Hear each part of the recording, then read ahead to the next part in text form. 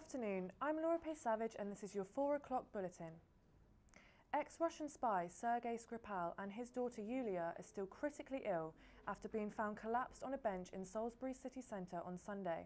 This morning, Home Secretary Amber Rudd said the poisoning was an attempted murder in the most cruel and public way. A police officer who tried to help the pair was in intensive care but is now stable and conscious. The poison has been identified as a rare nerve agent. Speculation mounts as to whether the Russian government may have been involved in the attack. A second Southampton park in 2 days has been cornered off following the reports that another woman has been raped. Officers taped off Western Shore Play Park yesterday morning after a report of a 19-year-old woman being raped. Detectives have added that this incident is unrelated to Monday's rape of a 26-year-old woman in Hoglands Park. Both investigations are continuing. Police have cornered off the Testway car park in Romsey after a body was discovered by a member of public. The officers were called to the scene after receiving reports of a concern for the welfare of a person in a car. After they arrived, the person was pronounced dead at the scene. Detectives are not treating this incident as suspicious. An appeal has been launched to track down a missing teenager last seen in Southampton. Georgie Hamdani was last seen yesterday at Southampton Central train station, where she is believed to have boarded a train to London to Waterloo. Hampshire Constabulary said it is concerned for Geordie's welfare and is urging anyone with information about her whereabouts to call 101. Homeless people are seeking help for a Dickensian health problems, according to Southampton care worker.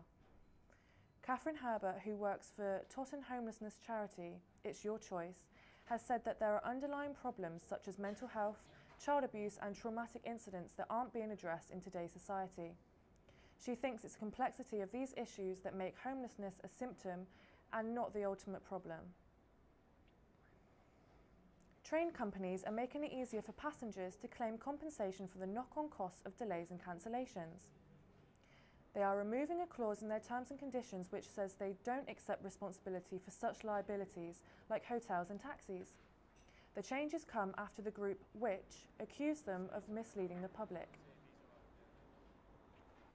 The owner of John Lewis and Waitrose has reported a 77% fall in annual profits. This drop means they've had to cut staff bonuses for the 5th year running. John Lewis Partnership blames the weakness of the pound for pushing up costs at Waitrose, while other supermarkets have been trying to keep a lid on their prices. And from one high street chain to another, the music chain HMV announced it's closing its doors on Southampton's High Street.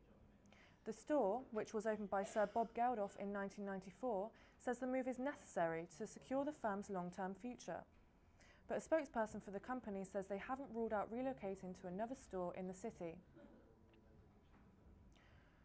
All over the world, people are marking International Women's Day with events and protests to commemorate the fight for women's rights, and Southampton is no different. With lots of events planned for this evening, this morning the City Council raised the International Women's Day flag to kick off the occasion. Tudor House staff organised a stroppy women's walk. Yes, that's right, a stroppy women's walk to remember the feisty women who have changed and made Southampton's history. The group of women walked through Southampton streets listening to stories about historical landmarks and the women behind them. That's all from us today. You can find all our stories and more online. Head to solentjournalism.co.uk. Have a great evening.